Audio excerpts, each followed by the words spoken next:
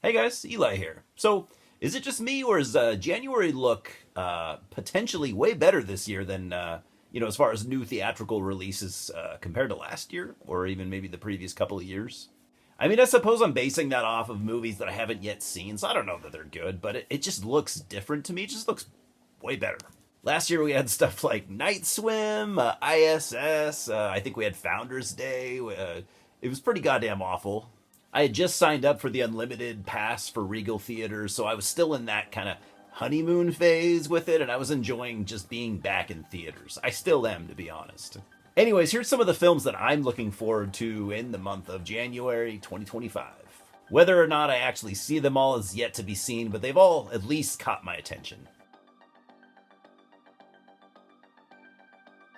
During a brutal winter, a 19th century woman and her fishing post crew, already running low on food, see a shipwrecked boat in the distance, so they are forced to try and risk rescuing possible survivors or just survive through the winter with what, limited food they have left.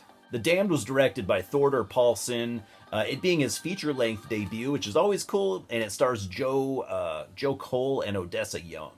I'm not really big on, and I've said this before, not super big on 19th century period pieces, but I like some folk horror stuff, and I'll admit to being intrigued by it's 90% Rotten Tomatoes score. We all get kind of curious about things with scores like that.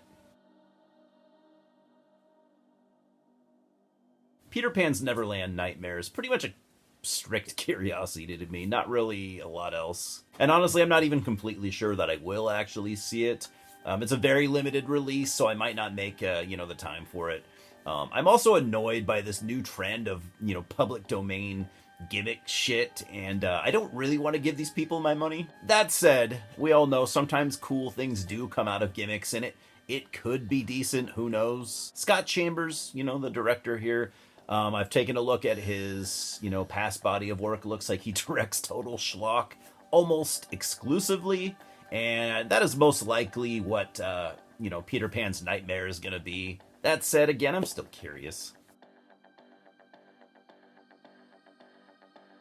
After relocating his family to his childhood farmhouse, they are attacked by a werewolf, and the father is wounded. As the family barricades themselves inside, Blake is starting to experience physical changes. Now, I'm a big monster fan, as I've said before, and I'm a big werewolf fan, as I've said before. But anytime one of the OG, Universal guys gets a movie, I have to see it. I have to check it out. I have to know what it's about, what it's like, how the material is handled, all that stuff. I thought the trailer looked pretty cool, to be honest, despite, the fact that I hate the way that Blumhouse makes their trailers. Lee Whannell is a solid director. I think Christopher Abbott is a solid actor, but Blumhouse clearly has no faith in this movie, putting it out in January, just kind of leaving it out there to die, as they say. I'll be seeing Wolfman, though, this weekend, and I'll be judging it by how good the werewolf transformation sequence is, as usual.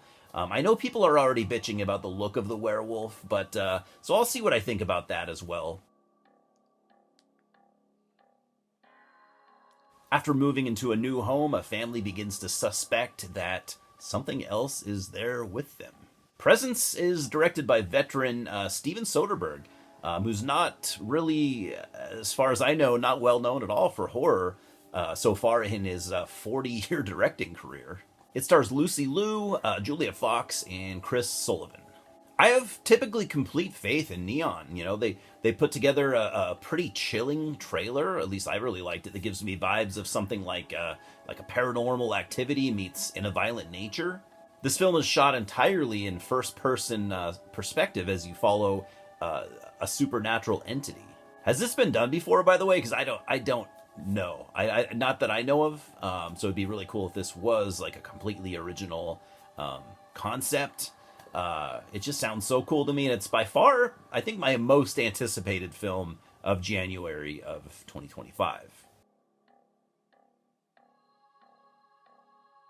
A messy string of events unfold after a billionaire's death during a weekend trip.